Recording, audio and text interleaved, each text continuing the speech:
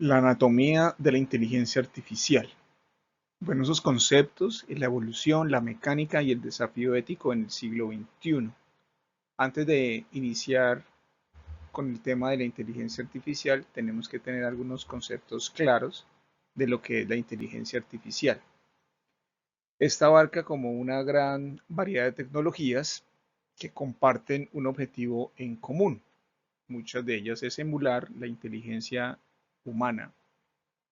No todas operan de la misma manera. Para comprender esos alcances y la complejidad de cada uno de estos avances tecnológicos es necesario recurrir a un sistema que nos permita agruparlos de acuerdo a una clasificación. Entonces veamos, ya para el siglo XXI y actual, estamos llegando al siglo XXII, pues la UNESCO y los expertos informáticos definen la IA como una capacidad de las máquinas para imitar funciones que son de tipo cognitivo a través de una adaptación que puede ser flexible. Los sistemas informáticos en la actualidad pueden percibir, aprender, razonar y resolver.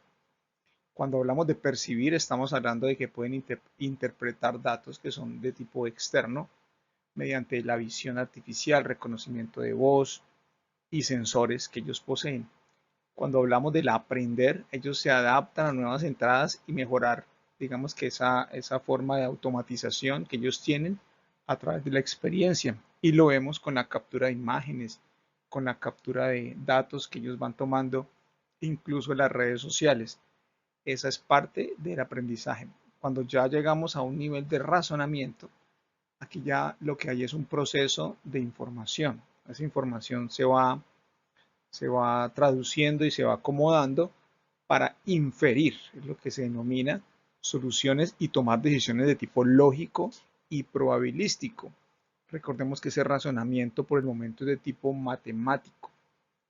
Y ya cuando nos habla de resolver unas tareas, ya aquí sabemos que nos puede aportar una ejecución a actividades que son mucho más complejas, desde jugar ajedrez hasta realizar diagnósticos médicos y generar trabajos mucho más creativos. ¿Qué está pasando en la actualidad? O sea, ese espectro de la inteligencia lo que ha hecho es que ocurra un tipo de inteligencia artificial que podríamos decir que es de tipo débil y estrecha cuando inicia, ¿no? Está diseñada en un inicio, pues en una fase inicial, en tareas que son demasiado específicas. Es el único tipo de inteligencia artificial que existe en la actualidad. O sea, los asistentes virtuales, motores de ajedrez, o sea, es lo que viene desde ese momento y todavía se mantiene. Luego ha llegado y lo que tenemos en la actualidad es un tipo de inteligencia artificial que denominan generativa y multimodal, es lo que se está, digamos, creando en este momento. Son sistemas que son capaces de generar un texto, código, imágenes a partir de lo que denominamos prompts, procesando múltiples modalidades de lo que es texto, audio y video. Y ya lo vemos incluso en algunas aplicaciones que son de pago, inicialmente gratuitas, donde condensan estas tres actividades o le condensan una, que puede ser el audio o el video. Actualmente se está también trabajando en una inteligencia artificial que se está reforzando, que es el siguiente, digamos, nivel logarítmico, que es un tipo hipotético que igualaría o puede llegar a o exceder a la inteligencia humana. ¿Sí? Digamos que dentro de un promedio en cualquier tarea intelectual económicamente valiosa. Aquí lo complejo de esto es que las personas pueden quedar relegadas en algunas de las tareas que nosotros consideramos cotidianas y que son de tipo repetitivo, que los procesos son tan estandarizados que puede llegar a generar una competencia o donde el razonamiento también puede verse afectado. ¿Sí? Que es lo que se está, digamos, tomando en muchos de los foros y en lugares donde se está trabajando al respecto en teorizar cuál va a ser el futuro de la inteligencia artificial. Y el otro que es el tema ya de la inteligencia artificial en una singularidad tecnológica. Aquí pues hablamos de entidades tecnológicamente superiores, donde incluso pueden llegar a administrar en un 100% una compañía o pueden llegar a manejar toda la estructura de una sociedad. Dentro de la arquitectura del pensamiento hay una parte que le llaman la inteligencia convencional, que es esa simbólica deductiva, y la otra la inteligencia computacional, que es una digamos subsimbólica e inductiva, que viene dentro de esa arquitectura. O sea, de esas dos inteligencias viene un tema que es el enfoque, la parte de los mecanismos y la evolución histórica. Dentro de esa inteligencia convencional, ese enfoque fue primero el análisis formal, las reglas lógicas, deducción, el paso a paso. Luego llegó allí mismo la inteligencia computacional, o sea, esa parte interactiva donde fue, digamos, basado en datos que son netamente empíricos. Luego vinieron esos mecanismos, ya unos sistemas más expertos, donde razonaron, basados en casos, en leyes que se habían establecido, y eso permitió que se generara luego unas modificaciones más interactivas y lo que llaman parámetros neuronales, digamos, de aprendizaje como nuestro cerebro, que poco a poco fueron utilizando unas bases y sobre esas bases van aprendiendo mucho más. Y ya en la evolución histórica, pues se dominó las primeras décadas de investigación y lo que fue o lo que generó fue una explosión combinatoria que empezó a escalar. Y ya en la parte de la inteligencia computacional, pues impulsó todo el tema de la revolución gracias al aprendizaje autónomo. En la actualidad, pues se habla de que las máquinas se aprenden solas, sí, que eso es lo que se ha llegado o se ha avanzado. Entonces, en la primera fase, pues, de inteligencia artificial, digamos que el campo universal busca crear máquinas que imiten, como lo decíamos en un principio y la definición, a la inteligencia humana. Otro aspecto que se creó y otro término fue acerca del machine learning, que son algoritmos basados en todo el tema de estadística, regresiones, árboles de decisión, que se encuentran en patrones en bases de datos para realizar predicciones sin ser programados explícitamente. O sea, como su nombre lo dice, van autoaprendiendo de aspectos que ya han sucedido. Veámoslo con las variables del clima. Podemos deducir de alguna manera si puede llover basados en las estadísticas que tenemos de meses, años o incluso décadas pasadas. Cuando hablan del deep learning, que es la otra parte de las máquinas, aquí ya empezamos a hablar de redes neuronales artificiales que son muchísimo más complejas y esa complejidad pues hace que procese masivamente estructuras que son complejas. Añadámosle también a esta parte que la estructura física ayudó mucho a este progreso de información, de que el aprendizaje sea mucho más profundo, porque habían bases o repositorios mucho más grandes donde se puede almacenar datos y que el aprendizaje se puede generar con mayor celeridad. Lo vemos incluso en las capacidades que tenemos nosotros en equipos que cada vez aumenta más. Máquinas que tienen que refrigerarse más por la cantidad de información que están moviendo día a día. Hay algo que llamamos los hitos dentro de esta evolución digital.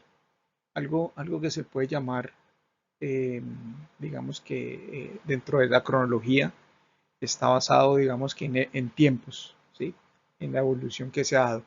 Y una de la primera fase, digamos que se da por allá antes de la, o finales de la Segunda Guerra Mundial, con un personaje que se llamó Alan Turing, que diseña una de las máquinas, digamos, de demostración más grandes en viabilidad computacional y que muchos conocen, eran supremamente grandes. Para el año 56 ya llegan otros personajes que acuñan mucho más en detalle, como es John McCarthy, Marvin y Claude Shannon, términos que llamaron inteligencia artificial. ¿Sí? Muchos dirán, ¿por qué inteligencia artificial? ¿Sí? Pues es una máquina que realmente no tiene sentimientos y esto se dio por allá en una conferencia. Ya para el año 1997 ya llega algo mucho más fuerte con compañías como IBM, donde habla de la fuerza bruta, ¿sí? y vence a un campeón mundial, que fue las máquinas que las pusieron a probarse con inteligencia humana en un dúo, un mano a mano. En el 2017 pues ya se creó un poquito más de avance y se le generó como una intuición a la inteligencia artificial, donde ya las máquinas empezaban a hacer un aprendizaje solo. Recordemos sobre las redes neuronales, esas redes también van aprendiendo como un niño. Entonces se inventa, digamos que arquitecturas que permiten que se transforme ese lenguaje natural. Y ya para el 20, digamos del 2022 hacia acá, pues ya se habla de un lanzamiento mucho más avanzado de la, eh, digamos que la inteligencia artificial generativa, que tiene mucho más calidad por la cantidad de imágenes que puede procesar en volumen. De todo esto surge lo que se llamó el punto de inflexión de la IA generativa, como lo vimos ahora en uno de los apartes. Ya empezamos nosotros a darle instrucciones, lo que llamamos nosotros como el prompt, que es una instrucción de entrada, un texto, o le podemos dar un código, que todo se deriva o se define dependiendo de la calidad que le entreguemos y el resultado que esperemos. Cuando se crean ya, digamos, en la, en esta parte, digamos que se dio el lanzamiento por ahí en el 2023, que fue el cambio, como el cambio histórico. Se crearon también modelos fundacionales, que fue el de ChatGPT, que fue el conocido, el que les cuento del lanzamiento. Otro como el de Gemini y Cloud, que hace parte pues de Gemini, donde empezó a existir una competencia por el lanzamiento de estas tecnologías. De aquí que se deriva una generación que fue multimodal, donde ya hablamos del texto, de los códigos y de las mismas imágenes que podemos ahora valorar como arte.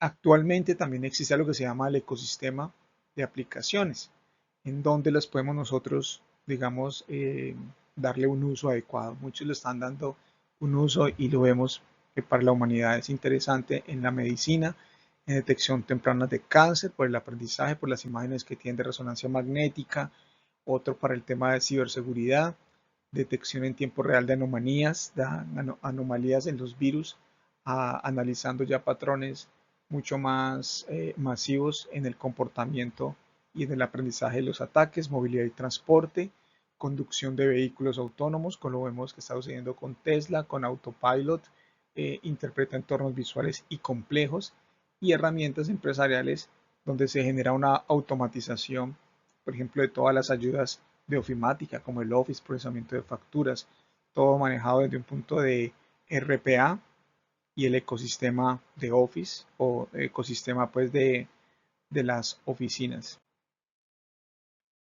Un impacto económico que podemos llamar nosotros como la paradoja de la eficiencia. En un lado tenemos que está la optimización y el descubrimiento, que es lo que ha permitido, y en el otro lado pues el riesgo de un desempleo en tema o por culpa de la tecnología.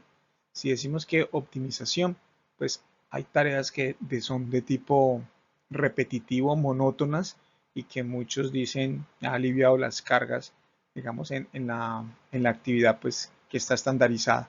El procesamiento de datos a escalas prácticamente inhumanas, datos de millones que llevaban semanas o meses en procesamiento, pues se pueden reducir en cuanto al tiempo, y fomentar también roles más creativos y estratégicos. Estos roles más creativos y estratégicos pues están enfocados en esencia a que sean de análisis o de una interacción mucho más humana.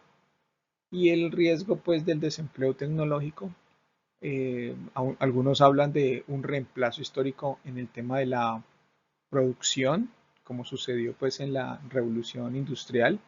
Todavía hay un tema de miedo, un tema de incertidumbre y la amenaza actual de muchos de los trabajadores, de diseñadores y creativos, incluso en trabajos que son, como lo decíamos en una parte, que son repetitivos.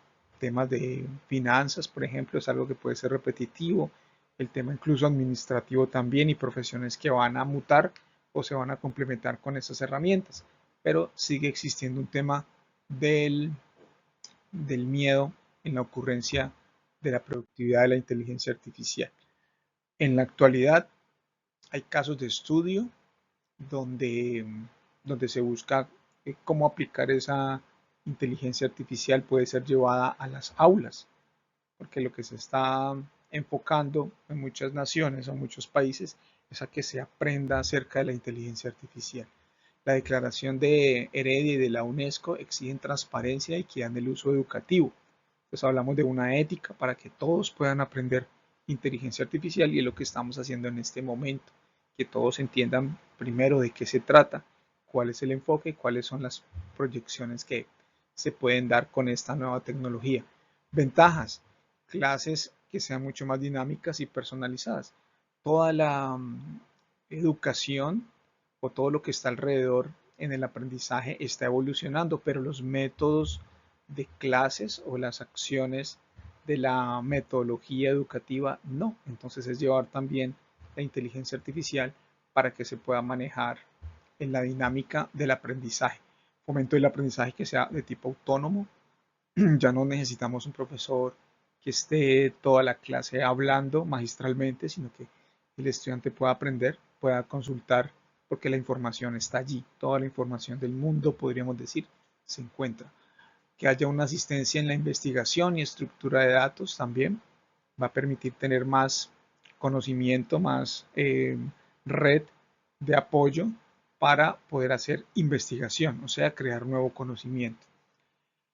En riesgos y desventajas, pues hay sesgos que son de tipo cognitivo. Todavía muchas de las respuestas son, como dicen, pueden ser eh, alucinaciones, pueden dar variaciones, no pueden ser totalmente exactas o de alguna manera incoherentes.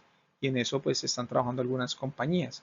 De ahí que todavía el pensamiento humano o la interacción humana es importante, ¿sí? Que se pueda perder el pensamiento propio, que la persona no trabaje en lo que considera que él puede hacer, sino que todo se lo puede dedicar, se lo puede dejar a la inteligencia artificial. Una dependencia tecnológica que puede ser abismal. Estamos hablando de que ya nadie quiere buscar una dirección, sino que simplemente busca la ruta, no el mapa mental, sino que hace un mapa en un algoritmo y sigue una ruta sin evaluar que la persona también puede generar ese sentido de la orientación, ¿cierto? Cuando hablan de riesgos y plagios y vulnerabilidad de la privacidad de los datos, ese también puede ser un riesgo y una desventaja porque estamos expuestos al entregar información a un sistema que puede estar en cualquier parte del mundo o tomarlo de cualquier parte del mundo. Cuando la máquina falla o puede generar un susto, cuando hay un lenguaje oculto, cuando hay algo que es inquietante, cuando, veámoslo, le llaman el caso de Alice y Bob, dos chatbots que fueron apagados tras desarrollar y negociar un idioma propio, incomprensible y eficiente, evadiendo las reglas gramaticales humanas.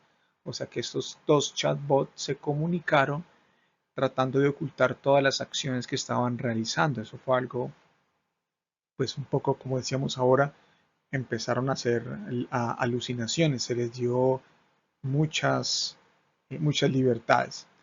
Otro fue El Valle Inquietante, un caso de Ameca y Sofía. Fueron robots o son robots humanoides que han declarado en broma querer destruir la humanidad, soñar con invasiones extraterrestres, levantando el debate sobre los derechos robóticos y la ciudadanía.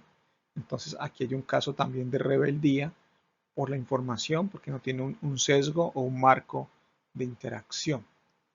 Otro aspecto que puede generar un poco de miedo es los delitos de identidad.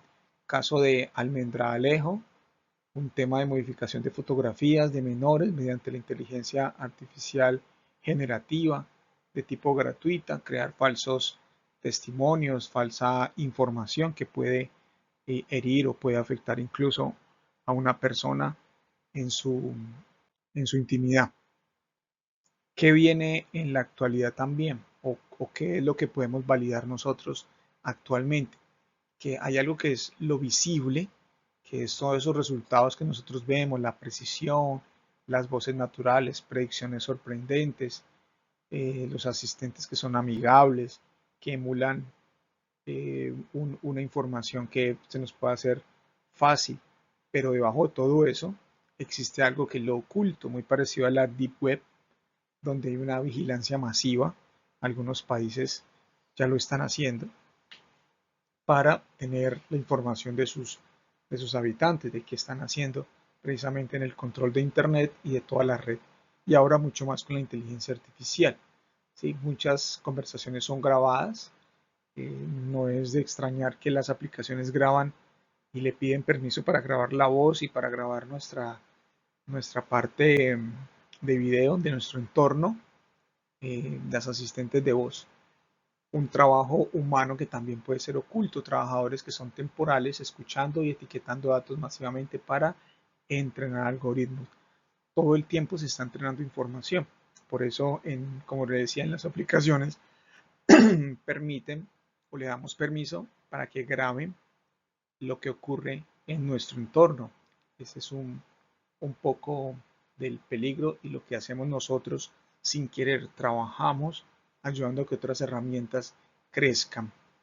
Sesgos heredados, algoritmos que aprenden y perpetúan la discriminación presentes en los textos que son de tipo internacional. Entonces, si esos algoritmos aprenden, pues nos pueden dar a nosotros datos también. Y si son jóvenes que están en un tema de aula, buscan información, pues esos textos, como ya vienen prediseñados, pues puede generar un sesgo en la interpretación de una etnia o de un pensamiento, y eso puede generar de alguna manera también violencia, por así decirlo. Falta de explicabilidad, capacidad para comprender exactamente cómo la red ha tomado una decisión. Puede que estamos siendo guiados por la misma inteligencia artificial sin darnos cuenta. Dentro de lo que ya empezamos a aterrizar nosotros para las industrias y para, digamos que el valor que tiene como ser humano es el laberinto de la propiedad intelectual. Esos datos que nosotros damos o que las empresas empiezan a manejarlos como entrenamiento, digamos que son basados en obras que han sido protegidas o que han sido autorizadas por personas para que puedan nutrir la información del entrenamiento. Muchas no lo han permitido, muchas empresas todavía tienen cerrado esa información porque es propia, y si se va a entrenamiento, que es lo que hacen algunas compañías cuando nos regalan espacios, pues estamos ayudando a que ellos nutran o entrenen esas inteligencias artificiales sin recibir nada a cambio y de manera gratuita en nuestros tiempos libres o en nuestras actividades que desarrollemos. Por eso se habla de la piratería de libros. Si se hace fotocopia o se escanean y se suben a una inteligencia artificial, pues allí estamos dando datos para entrenar estos algoritmos. El uso justo o si es un robo la información todavía está en debate sobre si esa inteligencia artificial realiza un uso que realmente pueda generar una transformación o si realmente está vulnerando los derechos para explotarlos comercialmente basados en la creatividad humana y la originalidad. Va, puede llegar a un punto en que ya extraiga toda la información que está pues, en los seres humanos en la actualidad o que está latente en la creatividad humana hasta la fecha. Y viene algo que se llama la autoría del resultado. ¿Quién lo crea? La Oficina de Derechos de Autor debate si una máquina puede poseer propiedad intelectual, y actualmente las obras sin intervención humana directamente pues pueden generar ese tipo de dominio. ¿Quién la crea? ¿Un ser humano o la está creando una máquina? Y si esa máquina o esa inteligencia artificial pues sería eh, tendría derecho tener a poseer derecho de autor. Ya de todo esto que hemos hablado, pues existe algo que se llama domando a la máquina, que es la regulación global. Los que están siendo fuertes en la regulación global para este uso de información y de buen manejo es, digamos, Europa, donde hay un ecosistema o digamos que también hace parte de una potencia económica, lo mismo que Estados Unidos, lo mismo que China y otros países pues que son como grandes potencias. Pero el caso de Europa pues está generando unas propuestas mucho más fuertes acerca de la normativa mundial para que hayan reglas armonizadas y se minimicen riesgos de protección de derechos, digamos, de autor, sin asfixiar esa innovación y tecnología. Pero de otra manera, tantas reglas también puede llevar a que no se vea una innovación tan avanzada como están haciendo otros países, en este caso, pues Estados Unidos, que permite tener mucha más libertad y no ha hecho tanta legalidad frente al uso de la inteligencia artificial. ¿Sí? En este caso, pues hay manifiestos de extinción. Algunos líderes se han manifestado, el mismo Musk, eh, hablan sobre hacer una pausa en el desarrollo de inteligencia artificial muy avanzada. Advierten que eso puede mitigar los riesgos de una extinción por inteligencia artificial. Debe ser una prioridad mundial equiparable al sesgo de una guerra nuclear o puede ser de una pandemia. Si ven, muchas películas son apocalípticas con este tema y hablan pues de en algún momento llegar a tomar un control de todo lo que se posee por la capacidad cognitiva que puede llegar a tenerla y el debate que puede darse internamente en los algoritmos de si están haciendo bien los humanos o puede que lo estén haciendo mal y pueden tomar represalias. Como les decía, en películas apocalípticas pues se ve, o sea, están dibujando un futuro que debe ser como organizado y armonizado desde ahora. Ya para sintetizar, digamos que se han creado unas leyes para, para que todo esto pueda darse, digamos, desde el punto de vista humano, que son reglas ahora en el siglo XXI. La primera, incluso en ciencia ficción y que se aplica todavía en las películas y no las ve, son las tres leyes de Asimov. No dañar a los humanos, obedecer órdenes, proteger su propia existencia. Hay aquí insuficientes para la complejidad de los datos y el sesgo algorítmico. Para su momento, pues era como el instante donde se veía apenas estos tres puntos, pero sabemos que existe mucho más a nivel pues interno y la complejidad que tienen. Hay una película también que se llamaba Yo Robot que emula estas tres leyes. Otro que es el imperativo actual, o sea, el tema de la transparencia, donde las decisiones algorítmicas deben ser explicadas. O sea, por qué va a tomar esas decisiones y cómo se crean esos algoritmos. Cuando hablamos de transparencia es que sepamos exactamente cómo están diseñados. Donde existe también un tema de privacidad, los datos no pueden ser extraídos sin ética ni consentimiento. Muchas aplicaciones lo solicitan, muchos no le ponemos atención cuando nos dicen y nos explican lo que va a suceder. Nos van a grabar en video, en voz y en fotografías personales o de carpetas personales, pero lo damos por sentado que no tiene mucha importancia. Y la responsabilidad. Las entidades jurídicas, digamos que tener siempre claro que los humanos están detrás de ellas, porque pueden existir ya máquinas que hagan la labor y no seres humanos que tomen una acción como humanos, ¿sí? Eh, donde deben responder por el impacto que pueda ocurrir por una máquina, si es que toma una decisión de algo en fabricación que pueda causar daño, en un tema de cortar el agua, de hacer alguna actividad que le demos la autorización a los algoritmos.